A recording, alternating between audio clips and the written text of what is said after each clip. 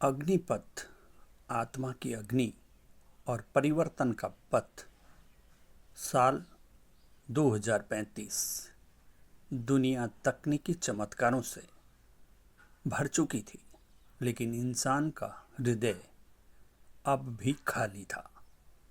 मशीनें आत्मा की भाषा नहीं समझती, और तभी हिमालय की गोद में छिपे एक प्राचीन गांव शिव गंगापुर में एक बालक जन्म लेता है।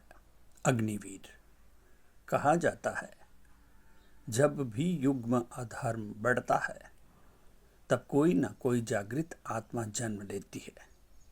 परंतु इस बार यह आत्मा कोई अवतार नहीं थी, बल्कि एक साधारण इंसान जो अपनी आत्मा के संघर्ष से असाधारण बन गया। अध्याय 1। अग्निवीर का जन्म। हिमालय की गोद में बसा था एक छोटा सा गांव, शिव गंगापुर। ऊंचे ऊंचे देवदार के वृक्षों से ढकी संकरी पगडंडियां, बर्फ से जमी घाटियां और घाटियों के बीच कल कल करती एक प्राचीन नदी शिव गंगा, जो कहते हैं कि स्वयं भगवान शंकर की जटाओं से निकली थी। यह गांव ना तो किसी नक्शे में विशेष रूप से चिन्हित था, न ही इंटरनेट की दुनिया में उसकी कोई उपस्थिति थी। परंतु वहाँ के लोग मानते थे कि यह धरती विशेष है, तप और त्याग की।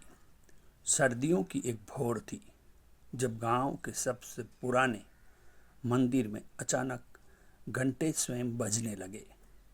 गांव के वृद्ध पुजारी पंडित रुद्रनाथ, जो वर्षों से मौन व्रती साधना में लीन थे, अचानक मंदिर के द्वार पर आकर बोले, आ गया, वो आ गया जो युगों की प्रतीक्षा थी। अग्नि की संतान जन्म ले चुकी है। गांव वालों ने इसे एक और रहस्यमयी कथन समझकर अनदेखा कर दिया। लेकिन उसी रात गांव के छोर पर स्थित एक साधारण झोंपड़ी में एक दंपति, दिव्या और वेद प्रकाश के घर एक बालक का जन्म हुआ। उस समय तेज आंधी चल रही थी, परंतु जैसे ही बालक ने पहला रोदन किया, आकाश साफ हो गया और एक चमकदार तारा टूटकर आकाश से धरती की ओर गिरा। वेद प्रकाश, जो पैसे से जड़ी बूटी विशेषज्ञ थे, और दिव्या, जो एक मौन साधिका थी, दोनों ने यह बालक अपने जीवन की सबसे पवित्र देन माना। उसका नाम रखा गया अग्निवीर। अग्निवीर एक असामान्य बालक। बाल्यावस्था से ही अग्निवीर में असामान्य लक्षण दिखाई देने लगे। जब बाकी बच्चे खिलौने से खेलते, वह नदी के किनारे बैठकर ध्यान करता। जब बच्चे स्कूल जाने की हड़बड़ी में रहते, अग्निवीर अपने पिता के साथ जंगल में दुर्लभ औषधियाँ खोजने जाता। एक दिन की बात है, वह बर्फ से ढकी एक चट्टान पर बैठा ध्यान कर रहा था। तभी एक विशाल हिमपात हुआ और लोग समझे कि अग्निवीर अब नहीं बचा। लेकिन जब खोजी दल पहुंचा, उन्होंने देखा कि बर्फ की मोटी परत के बीच एक गर्म आवरण बना हुआ था, जैसे कोई अदृश्य ऊर्जा उसे बचा रही हो। वह ध्यानावस्था में ही मुस्कुरा रहा था। लोग अब उसे देवी बालक कहने लगे। लेकिन वेद प्रकाश ने अग्निवीर को कभी अहंकार नहीं करने दिया। उन्होंने कहा, बेटा, कोई गुण तुम्हारा नहीं, केवल तुम्हारा माध्यम है। जो शक्ति तुम्हारे अंदर है, वही सबके अंदर है, बस लोग उसे जागृत नहीं कर पाते। एक रहस्यपूर्ण भविष्यवाणी। जब अग्निवीर 5 वर्ष का हुआ, तो गांव में एक बूढ़ा साधु आया, अच्युतानंद। उसने दिव्या और वेद प्रकाश से कहा, यह बालक केवल तुम्हारा पुत्र नहीं, यह युग धर्म का वाहक है। इसे जंगल, नदी और तप की आग में ढालना होगा। इसके जीवन में बड़े युद्ध होंगे, बाहरी और भीतर भी, पर यदि यह अपने पथ पर अडिग रहा तो न केवल शिव गंगापुर बल्कि समस्त मानवता को पुनर्जागरण की ओर ले जाएगा। दिव्या की आंखें नम हो गई। क्या वो हमारा साथ छोड़ देगा? साधु ने मुस्कुराकर कहा, नहीं, वह तो वहां जाएगा जहां लोगों को अग्नि की जरूरत है। वह अग्नि जो जलाकर नहीं बल्कि उजाला देकर रास्ता दिखाती है। अग्निवीर का जन्म एक साधारण घटना नहीं थी, वह एक संकेत था। समय अपने चक्र में तेजी ला रहा था और वह बालक जो हिमालय की शांति में पला, जल्द ही उस संसार में प्रवेश करने वाला था जो शोर, भ्रम और अधर्म से भर चुका था। परंतु यह तो केवल शुरुआत थी। अध्याय 2, आत्मा की पुकार।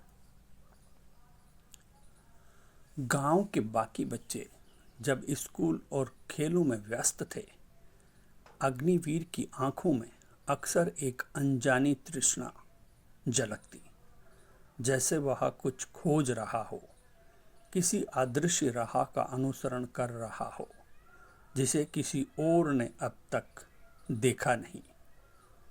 और मौन की पहली अनुभूति। एक दिन जब अग्निवीर लगभग 8 वर्ष का था, वह शिव गंगा नदी के तट पर बैठा था। उसके हाथ में कोई पुस्तक नहीं थी, कोई शिक्षक उसके साथ नहीं था, परंतु वह घंटों तक वहां बैठा एक टक जल की लहरों को देखता रहा। अचानक उसने माँ से पूछा, माँ, क्या आत्मा की भी आवाज होती है? दिव्या ने उसकी आंखों में देखा। उसके भीतर की जिज्ञासा अब साधारण नहीं रही थी। हाँ बेटा, उन्होंने कहा, पर वो आवाज कानों से नहीं, केवल मौन में सुनी जाती है। अग्निवीर ने उस दिन मौन का अभ्यास करना शुरू किया, भीतर की यात्रा की शुरुआत। धीरे धीरे अग्निवीर ने स्वाभाविक रूप से ध्यान की कला सीख ली। वह शरीर की गति को रोक सकता था, अपनी सांसों को नियंत्रित कर सकता था और कभी कभी तो ऐसा प्रतीत होता मानो वह अपने शरीर से बाहर निकलकर किसी और लोक में प्रवेश कर रहा हो। एक दिन ध्यान करते समय उसे एक रहस्यमय दृश्य दिखाई दिया। वह एक वीरान भूमि पर खड़ा था। चारों ओर राख और धुआं था। लोग पीड़ा में करहा रहे थे और उन सब के बीच एक विशाल काली आकृति थी। उसकी आंखें अग्निवीर की ओर घूर रही थी। फिर एक गूंजती हुई आवाज आई, यदि नहीं जगा तो सब जल जाएगा। अग्निवीर अचानक हड़बड़ा कर जागा। उसकी सांसें तेज थी और माथा पसीने से भीगा हुआ। ये क्या था माँ? दिव्या शांत थी, पर उन्होंने धीरे से कहा, जब आत्मा अपने उद्देश्य की ओर बढ़ने लगती है तब चेतावनियां मिलती है। अब तुम्हें अपने भीतर के भय को पहचानना होगा। गुरु की तलाश। उस रात अग्निवीर ने चुपचाप भगवान शिव की मूर्ति के सामने बैठकर कहा, मुझे कोई चाहिए जो मुझे राह दिखाए। मैं अभी बच्चा हूँ, पर भीतर कुछ है जो मुझे चैन से बैठने नहीं देता। अगर यह पुकार सच है तो मुझे मेरा मार्गदर्शक भेजो। और शायद उसकी पुकार सुन ली गई। कुछ ही दिनों बाद गांव में एक अजनबी पहुंचा। लंबा, शांत, आकर्षक चेहरा। वह ना साधु जैसा दिखता था, ना ही कोई संत। उसके वस्त्र आधुनिक थे, लेकिन उसकी आंखें बहुत पुरानी, जैसे वो युगों का बोझ लेकर चल रहा हो। गांव वाले उसे देखकर शंकित थे, पर अग्निवीर उसकी ओर दौड़ा और सीधा उसके चरणों में गिर गया। आपको ही खोज रहा था, अग्निवीर बोला। अजनबी मुस्कुराया और बोला, मैं नहीं आया, तुमने बुलाया है। मैं केवल तुम्हारा दर्पण हूँ। मेरा नाम है आर्यमुनि। दीक्षा। आर्यमुनि ने अगले 7 दिन अग्निवीर के साथ गहरे ध्यान, मौन व्रत और मानसिक तप में बिताए। वह बोला, शरीर को बल की नहीं, संयम की आवश्यकता है, और आत्मा को उत्तरों की नहीं, मौन की जरूरत है। अग्निवीर ने उस शिशि का दिन में केवल 2 बार भोजन करना, मौन साधना दिन में कम से कम 2 घंटे, जल के साथ आत्म संवाद, शिव गंगा से बात करना, अपने सपनों को स्मरण और उनमें संकेत ढूंढना।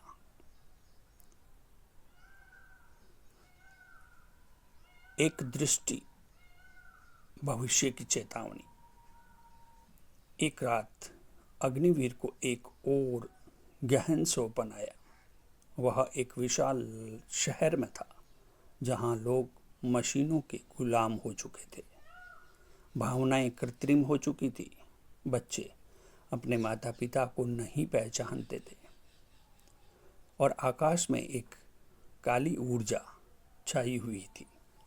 और तब एक मठ की छत पर एक वृद्ध स्त्री उसे पुकारती है, अब विलंब नहीं अग्निवीर, जागो और चल पड़ो, समय समाप्त हो रहा है।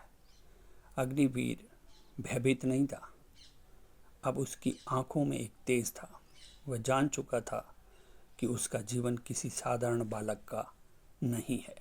वह कोई चुना हुआ नहीं था, पर उसने स्वयं को उस राह के लिए समर्पित कर दिया।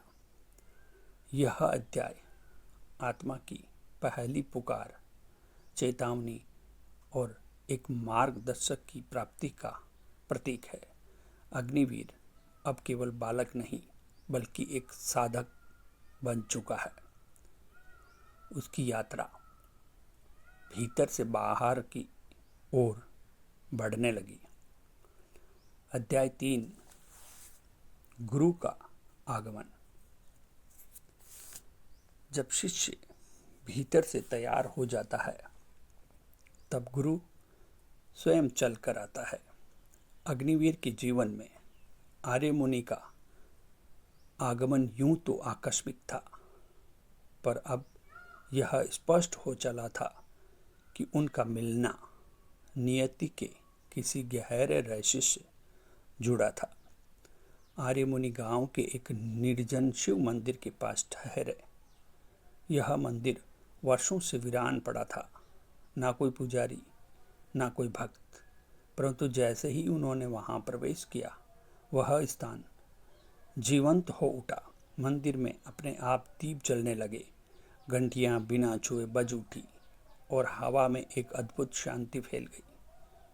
गांव वालों को पहली बार ये अनुभव हुआ कि यह व्यक्ति कोई साधारण मनुष्य नहीं, रहस्य से भरा गुरु।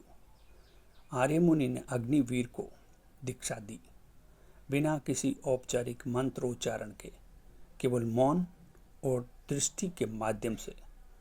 वह बोले, गुरु वह नहीं जो बस ज्ञान देता है, बल्कि वह है जो तुम्हारे भीतर सोए हुए ज्ञान को जगाता है। अग्निवीर अब प्रतिदिन आर्यमुनि के साथ गहरे ध्यान और साधना करता, परंतु वह जानना चाहता था कि यह रहस्यमय व्यक्ति कौन है। एक दिन उसने साहस कर पूछा, गुरुदेव, आप कौन हैं? आप इतने ज्ञानी हैं, फिर भी इतने गुमनाम क्यों? आर्यमुनि मुस्कुराए। मैं कभी था नहीं और अभी केवल तुम्हारे साथ हूँ। मैं तुम्हारा अतीत नहीं, तुम्हारा भविष्य हूँ। मैं वही हूँ जो तुम स्वयं बनना चाहते हो परंतु डरते हो। अग्निवीर उलझ गया। क्या आप मेरे भविष्य को जानते हैं? नहीं, आर्यमुनि ने उत्तर दिया। मैं केवल तुम्हें दिखा सकता हूँ कि भविष्य क्या हो सकता है यदि तुम जागे। प्राचीन तपिस्तान की यात्रा। एक दिन आर्यमुनि ने अग्निवीर से कहा, तुम्हारा प्रशिक्षण यहाँ समाप्त नहीं हो सकता। तुम्हें उन स्थानों पर चलना होगा जहाँ पृथ्वी अब भी जागृत आत्माओं की ऊर्जा से कंपित होती है। वह दोनों एक लंबी यात्रा पर निकल पड़े। मार्ग कठिन था। हिमालय की ऊंचाइयों में बर्फीली हवाओं से जूझते हुए वह एक प्राचीन तपोभूमि पहुँचे, नारायण कुंड। यह स्थान किसी भी आधुनिक नक्शे में नहीं था, लेकिन यहाँ की भूमि तप की गंध से भरी थी। आर्यमुनि ने कहा, यहाँ 700 वर्षों पहले एक महायोगी ने आत्मत्याग करके यह स्थान दिव्य ऊर्जा से भर दिया था। अब तुम्हें इस ऊर्जा में अपने भीतर के भय, क्रोध और मोह का विसर्जन करना होगा। आत्मांत पहला वास्तविक युद्ध। अग्निवीर ने नारायण कुंड में एक शिला पर ध्यान करना प्रारंभ किया। पहले दिन सब सामान्य था, पर तीसरे दिन उसके भीतर संघर्ष शुरू हुआ। पुरानी यादें, माता पिता से बिछड़ने का डर, मृत्यु की छाया और आत्मा का अकेलापन। वह चीख पड़ा, गुरुदेव, ये सब क्या है? मेरा मन मुझे निगल रहा है। आर्यमुनि दूर खड़े होकर बोले, यह तुम्हारा शत्रु नहीं, तुम्हारी परछाई है। जब तक तुम उसे अपनाओगे नहीं, वह तुम्हें डराता रहेगा। उसे आलिंगन दो। अग्निवीर ने रोते हुए, कांपते हुए अपनी ही परछाई को स्वीकार किया। जैसे ही उसने कहा, मैं डरता हूँ पर मैं भागूंगा नहीं, उसके शरीर से एक गर्म ऊर्जा की लहर निकली और कुंड के जल में प्रवाहित हो गई। कुंड का जल सुनहरा हो उठा। आर्यमुनि के नेत्रों से एक आंसू गिरा। गुरु का रहस्य खुलता है। अग्निवीर ने पूछा, आप मेरे जीवन में क्यों आए गुरुदेव? आर्यमुनि ने पहली बार गंभीरता से कहा, मैं एक आत्मा हूँ जो समय की सीमा से बाहर है।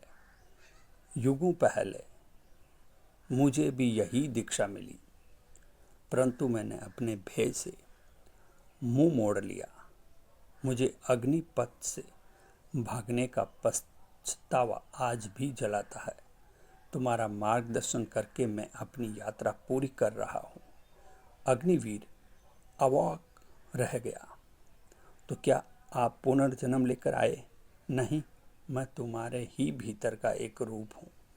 यदि तुम असफल होते तो मैं भी तुम्हारा भविष्य बन जाता, परंतु तुम चल पड़े हो और यही मेरी मुक्ति है, अंतहीन यात्रा की ओर।